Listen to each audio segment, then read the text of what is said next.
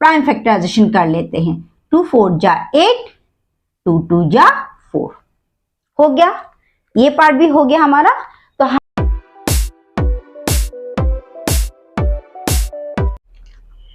नमस्कार, मैं अनुरूपा, आप सभी को मेरे YouTube channel start kids academy में सभी का स्वागत करती हूँ।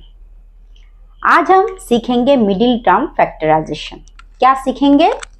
मिडिल टर्म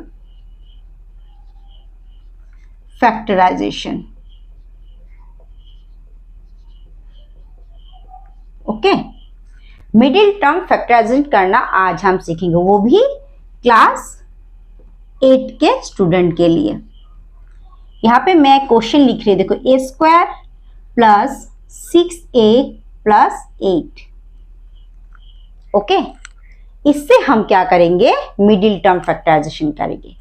यहाँ पे है a square plus 6a plus 8, तो मिडिल करना है, यानी कि इसे फैक्टराइज करना होगा, हमें इसे तोड़ना होगा, इसे अलग अलग करके तोड़ना होगा 6a को। लेकिन किस तरीके से करेंगे? यहाँ पे हम 3a प्लस 3a लिखेंगे? नहीं, ये 6a को अगर हमें मिडिल टर्म करना है, इसका एक प्रोसेस है। तो प्रोसेस क्या है? देखो, प्रोसेस मैं आप लोगों को समझाती हूँ। ये जो a स्क्वायर है, a स्क्वायर के पहले कोई नंबर है? यस, ऑब्वियसली है, क्योंकि यहाँ पे 1 है। हम लोग 1 को लिखते नहीं है, क्योंकि सबको पता है 1 से कोई भी नंबर को मल्टीप्लाई करो तो सेम नंबर a स्क्वायर ही है, इसलिए हमने 1 नहीं लिखा। तो a स्क्वायर के पहले होल नंबर है 1 और यहाँ पे होल नंबर है आपके पास 8। तो 1 और 8 को पहले हमें क्या करना होगा? मल्टीप्लाई करना होगा। यस, रिजल्ट इज 8 1 जा 8, हमें पता है, फिर भी हमने किया है। ठीक है, देखो, अभी 8 1 जा 8 हमने किया है। अभी यहाँ पे जो 6a है, इस 8 के द्वारा ही हम यहाँ पे 6a को मिडिल टर्म करेंगे। आप लोगों ने प्राइम फैक्टराइजेशन किया है ना, तो पहले हम 8 को प्राइम फैक्टराइजेशन कर लेते हैं। 2 4 जा 8, 2 2 जा 4 हो गया। ये पार्ट भी हो गया हमारा।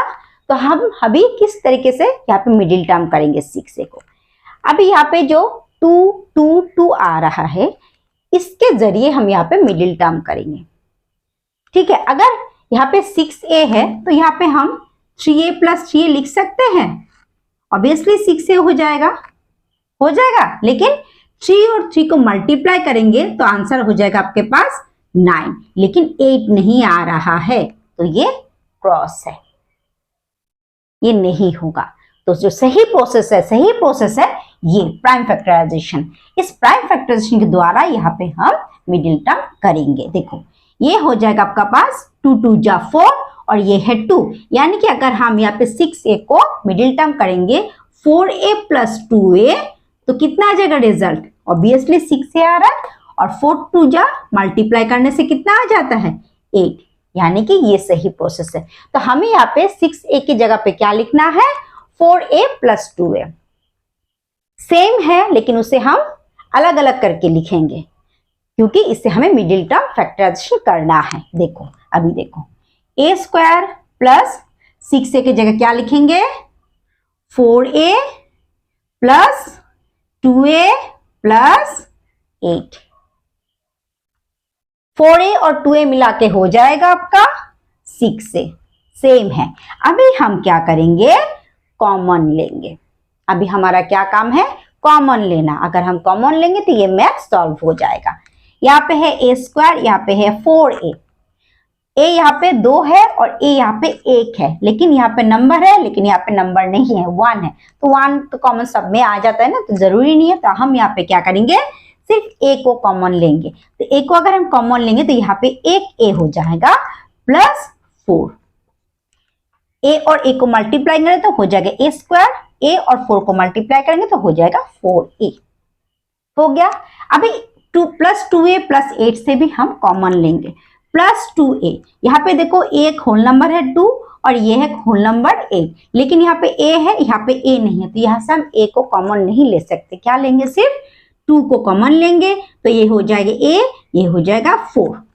अभी क्या कॉमन आ रहा है इस लाइन में? देखो, इस लाइन में a प्लस 4 और a प्लस 4 कॉमन आ रहा है ना, तो इससे जो ये 2 है ना, यहाँ से हम सिर्फ एक को लेंगे, a प्लस 4, 2 है इसलिए हमने वहां से 1 ले लिया, और बाकी रहा a और प्लस 2, इसे भी हम एक ब्रैकेट में डाल लेंगे।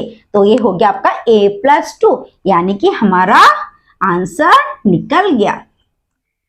अगर हम मिडिल टर्म करते हैं इसे तो आंसर क्या आ जाएगा result, a plus 4 into a plus 2, यहाँ पे कोई सिंबल नहीं है यानी कि यहाँ पे मल्टीप्लाई है। मिडिल टर्म फैक्टराइजेशन करना कोई भी दिक्कत या भी कठिनाई का काम नहीं है, लेकिन सिर्फ आपको क्या करना है, जो मैथ्स है उसे पहले जो पहले का नंबर है और जो लास्ट का नंबर है उसे पहले मल्टीप्लाई करो, फिर उसके बाद उसे प्राइम फैक्टराइजेशन निकालो, तो आपका रिजल्ट एकदम इजीली आ जाएगा। ये मिडिल टर्म जो नंबर होता है ना उसे फैक्टराइज करना, उसे फैक्टराइज करने के लिए प्राइम फैक्टराइजेशन करना बहुत जरूरी है। Prime factorization is a must. अगर आपको प्राइम फैक्टराइजेशन नहीं आता है तो प्राइम फैक्टराइजेशन करना पहले सीख लो, उसके बाद ही आप लोग मिडिल टर्म कर सकते हो। तो फिलहाल आज का क्लास यहीं पे खत्म करती हूँ, फिर मिलेंगे अगले क्लास में। धन्यवाद।